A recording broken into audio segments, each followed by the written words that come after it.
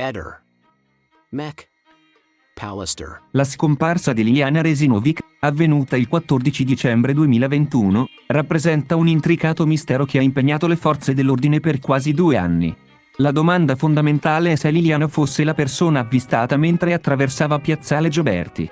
E quali movimenti abbia compiuto dopo aver attraversato le strisce pedonali da via San Cilino verso la chiesa di San Giovanni. L'assenza di tracce chiare dopo un certo punto alimenta il mistero. È possibile che Liliana sia stata intercettata da qualcuno in quegli istanti critici, o forse il suo percorso lungo via San Cilino nasconde elementi finora inesplorati? Le indagini sembrano aver sofferto di una direzione inizialmente errata, in parte a causa delle descrizioni iniziali di Liliana fornite nei giorni successivi alla sua scomparsa. E informazioni imprecise riguardanti gli indumenti indossati e altri dettagli personali, non pienamente integrati nel fascicolo gestito dal sostituto procuratore Maddalena Kergia. Potrebbero aver deviato le ricerche. Questa dissonanza tra le descrizioni fornite e le effettive caratteristiche di Liliana ha potuto creare confusione nella fase cruciale di analisi delle immagini di videosorveglianza, compromettendo l'identificazione e la ricostruzione dei suoi movimenti. Il mancato recupero di immagini chiave, dovuto alla sovrascrittura delle registrazioni di videosorveglianza, ha sollevato indignazione e critiche verso gli investigatori, accusati di aver mantenuto riservate informazioni fondamentali.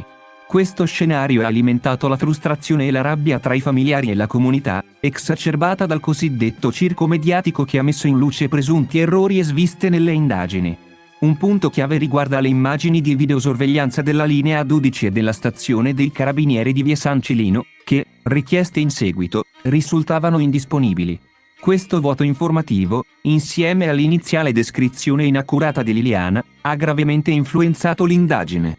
Soprattutto considerando il ritrovamento del corpo della donna il 5 gennaio 2022 all'interno del parco dell'ex ospedale psichiatrico di San Giovanni.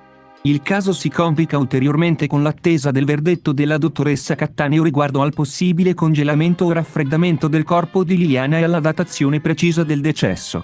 Questi dettagli potrebbero essere cruciali per comprendere le dinamiche e il timing della scomparsa e morte di Liliana. In conclusione, l'analisi dettagliata del caso suggerisce che una combinazione di informazioni imprecise, ritardi nella raccolta di prove e possibile mancanza di chiarezza nelle prime fasi dell'indagine abbiano complicato notevolmente la risoluzione del mistero.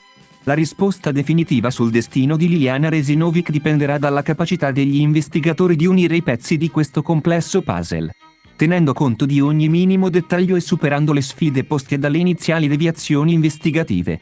Quella ripresa dalle telecamere sembra abbastanza palesemente Liliana Resinovic, ma se Sebastiano ci avesse aiutato dicendo che da casa sua mancavano 3 sacchi della spazzatura, avremmo avuto una spinta in più nel capire da subito che quella ripresa era davvero lei. Ehi, non dimenticare di iscriverti a questo canale.